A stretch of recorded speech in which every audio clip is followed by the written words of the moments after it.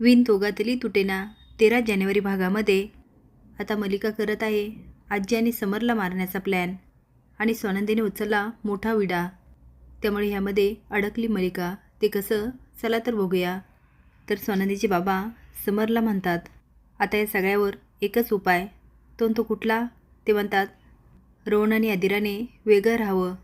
हे ऐकून समर शॉक होतो आणि म्हणतो बाबा अहो हे काय बोलताय, रोहन तुमचा एकुलते एक मुलगा, तो कसा वेगळा राहणार।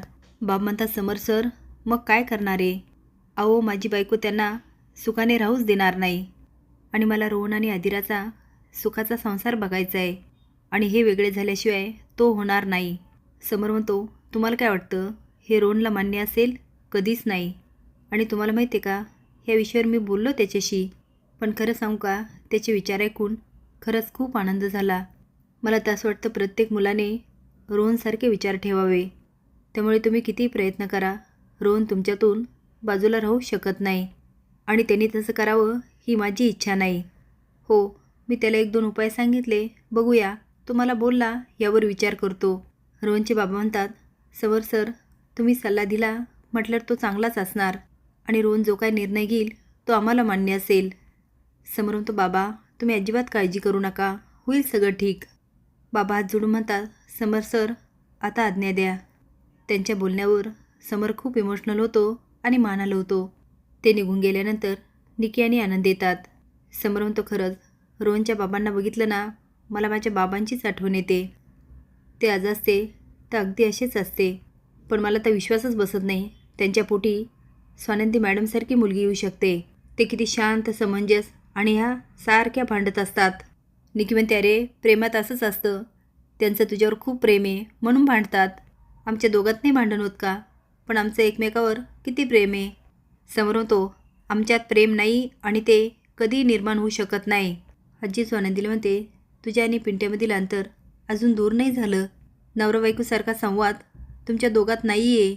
स्वानंदी म्हणते आजी ते काही पण असू द्या, पण मी त्यांची साथ नाही सोडणार, कधीच नाही सोडणार, माझ्यावर विश्वास ठेवा। आजी म्हणते स्वानंदी खरंच तीन हो आजी, तुमच्या नातवाला मी आयुष्यभर जीव लावेल आणि त्यांची काळजी घेईल। इकडे मलिका म्हणते आजपर्यंत मी एवढी मेहनत घेतली त्या समोर सतत चांगली राहिली, त्या म्हातारीचे सारखे बोलणे खाल्ले, येता जाता सारखी टोमणे मारायची, पण मी मात्र हसून आणि कायम चेहऱ्यावर स्माईल ठेवलं। एकदा की म्हातारी गेली मग त्या समोरला मी बरोबर गुंडाळेल आणि सगळं वैभव मी माझ्या ताब्यात घेईल आणि मग म्हातारी जर गेली नाही ना तर आपण तिला घालू आणि तिच्या पाठोपाठ समरलाही। अर्पिता स्माईल करून मान हलवत असते आणि म्हणते मॉम तू काळजी करू नको, तू जसं ठरवलं ना तसंच होणार।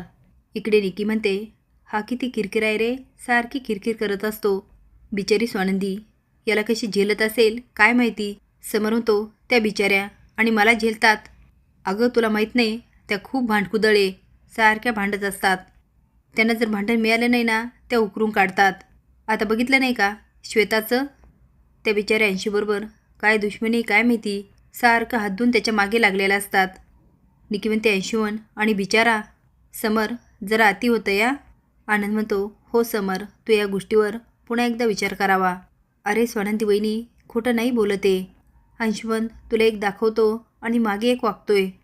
समर म्हणतो बास आता तुम्ही दोघंजणं स्वानंदी मॅडमसारखे बोलायला लागलात, प्लीज 80बद्दल मी एक शब्दही ऐकून घेणार नाही। आता आनंद निकीला खुणवतो की शांत बस। स्वानंदी म्हणते आजी यापुढे मी माझं कर्तव्य पार पाडणार आणि त्यांचा गैरफायदा तर कुणालाही घेऊ देणार नाही, अगदी काकूला पण नाही, कायम त्यांच्या पाठीशी उभा राहून त्यांची साथ देईल। आजी म्हणते खरंच स्वानंदी, पुढे हात करत म्हणते मला तसं वचन दे, प्रॉमिस कर।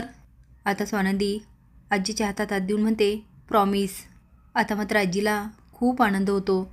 स्वानंदी म्हणते आजी आता घरी जाऊया। आजी हसत म्हणते चल। आता जमली आहे स्वानंदी आणि आजीची गट्टी।